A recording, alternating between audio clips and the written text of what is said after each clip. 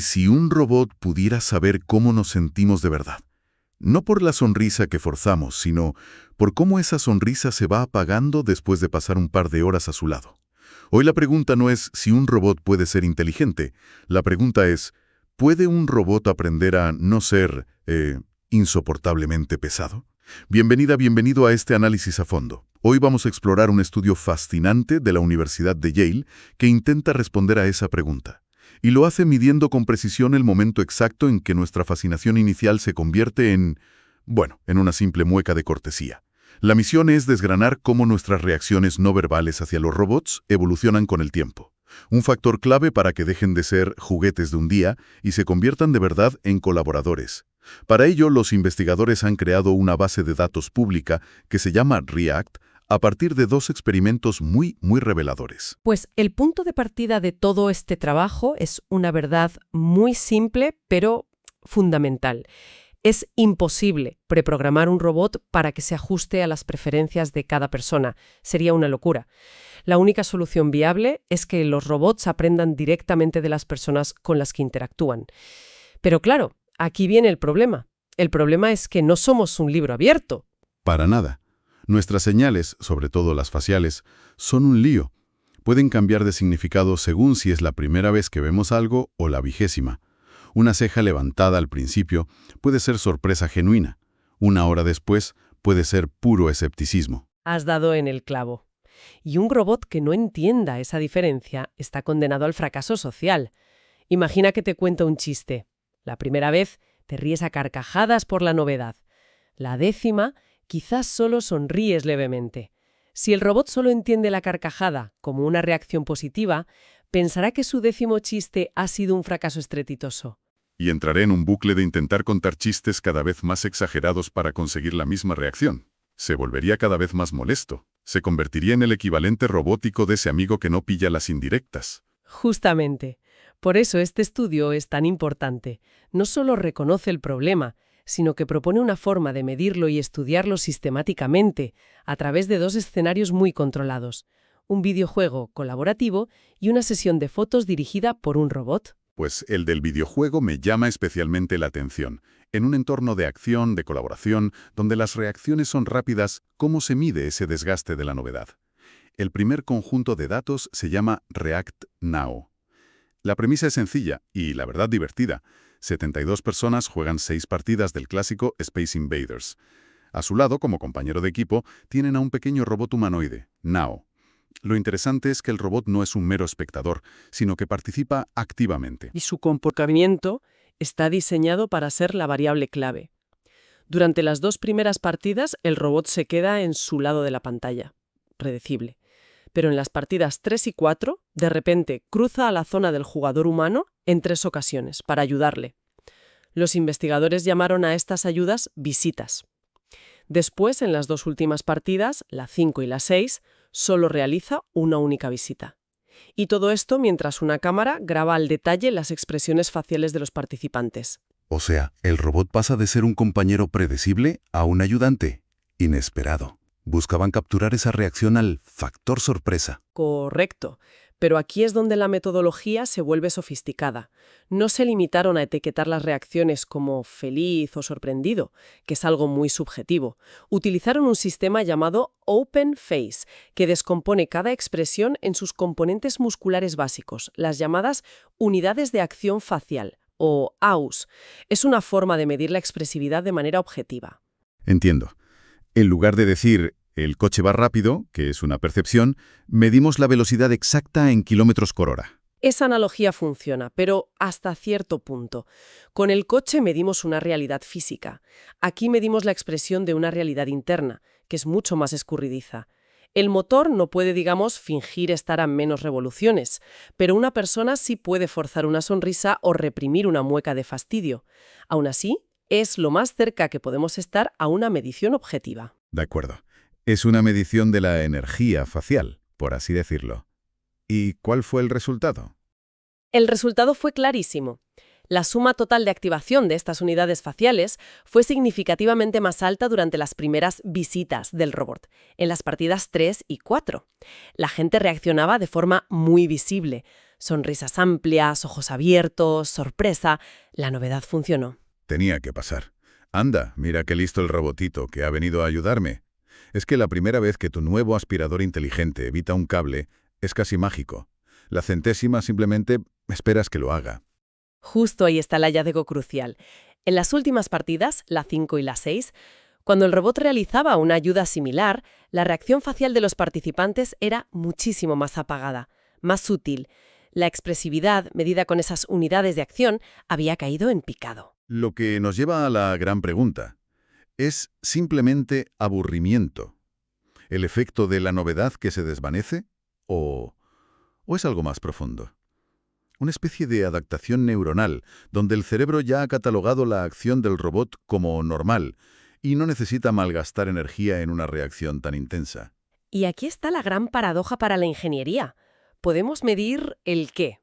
La sonrisa se apaga. Pero para construir un robot que sepa si debe, no sé, contar un chiste mejor, cambiar de tema o simplemente callarse, de repente el por qué, si es aburrimiento, cansancio o simplemente familiaridad, se vuelve crucial. Este estudio, en el fondo, construye el termómetro, pero ahora tenemos que aprender a leer la enfermedad. Si es aburrimiento, el robot debería cambiar de estrategia. Si es familiaridad, quizás debería interpretar esa reacción sutil como un nuevo normal positivo y continuar. Pero espera, aunque no sepamos el porqué exacto, el resultado práctico para el diseño de robots es el mismo, ¿no? Demuestra que no puedes programar un robot para que espere siempre fuegos artificiales. Si solo está entrenado con datos de primeras impresiones, interpretará esa reacción sutil posterior como desinterés o incluso desaprobación. Pensará, mi ayuda ya no le gusta, cuando en realidad la persona puede estar pensando, genial como siempre. Es un punto muy válido, sí, desde la perspectiva actual. Obliga a los diseñadores a pensar en modelos que aprendan y se recalibren con el tiempo. Un robot que no lo haga está destinado a interpretar mal el 99% de la relación a largo plazo con un humano. Aún así, me genera una duda. Entiendo que la reacción se apaga en el laboratorio, pero ¿podemos fiarnos de esto? En mi casa, entre el teléfono sonando y el gato pidiendo comida, mi reacción a un robot sería caótica desde el primer segundo. ¿No es el entorno de laboratorio demasiado estéril para sacar conclusiones sobre la vida real? Es la crítica clásica y necesaria a cualquier estudio de laboratorio, desde luego. La simplificación es necesaria para aislar la variable que quieres medir. En este caso, el efecto del tiempo, en la interacción. Pero tienes toda la razón. El mundo real es infinitamente más complejo. El estudio no pretende dar una respuesta definitiva para un robot doméstico, sino proporcionar una prueba de concepto y una base de datos, REACT, para que otros investigadores puedan empezar a abordar esa complejidad. Es el primer paso, no el último. De acuerdo. Un primer paso en un entorno controlado y de alta velocidad como un videojuego.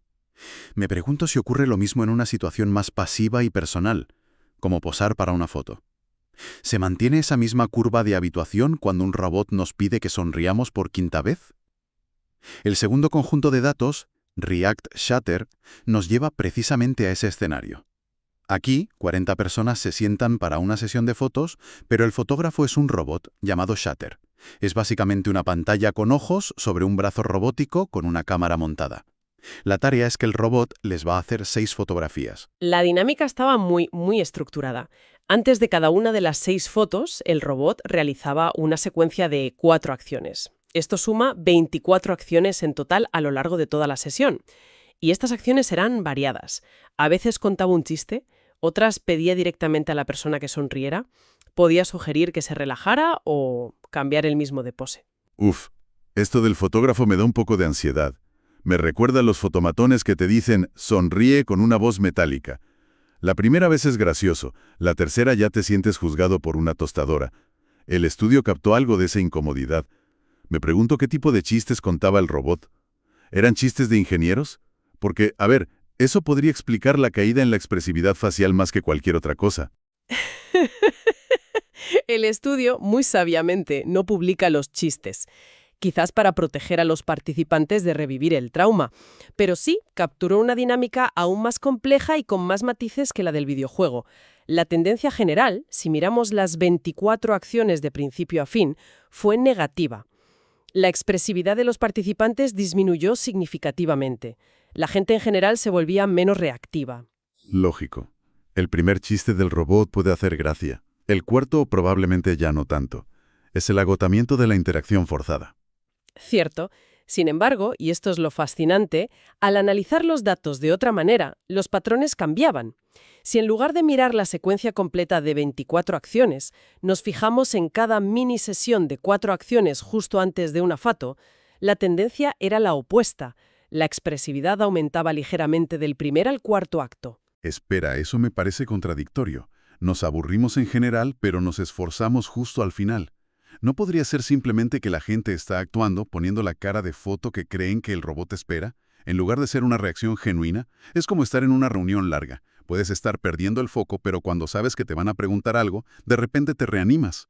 Es una excelente interpretación, y el estudio no la descarta. Sugiere que hay dos patrones temporales superpuestos.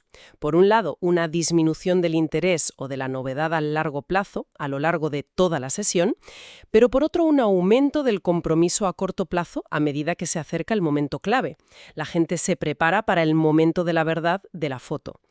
Y lo más honesto por parte de los investigadores es que el propio artículo admite que aunque esa tendencia negativa general es estadísticamente significativa, la correlación es en realidad bastante baja. ¿Qué significa eso en la práctica? Significa que el número de la acción, si es la primera o la 20ª, es un factor, pero no explica ni de lejos toda la variabilidad. Hay muchos otros factores en juego que el modelo no está capturando. El humor de la persona ese día, si le gustó o no el chiste anterior, su propia personalidad. Demuestra la enorme dificultad de predecir el comportamiento humano basándose en una sola variable. Entonces, si juntamos las piezas del puzzle, la del videojuego y la del fotógrafo, ambas apuntan a que el historial de la interacción lo es todo, pero también nos dicen que el contexto de esa interacción, ya sea colaboración activa o pose pasiva, crea patrones diferentes y complejos. No hay una única curva de aburrimiento. Exactamente. Y esa es la verdadera y gran contribución de este trabajo.